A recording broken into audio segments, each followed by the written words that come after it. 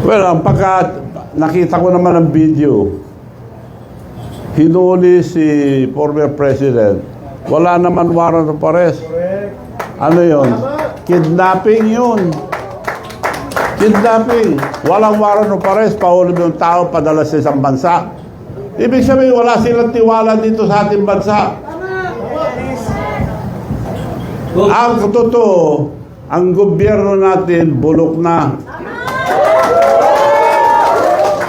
Ipagpalagay mo na ang gobyerno natin isang sasakyan.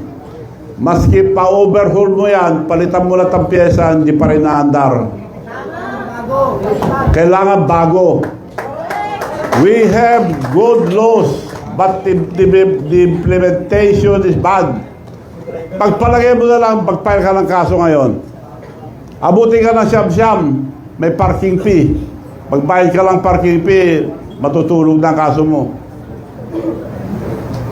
Ang nakukulong, yung mga tao na walang pera. Yung mga may pera, walang nakukulong. Unless natututukan ng media, doon lang nakukulong.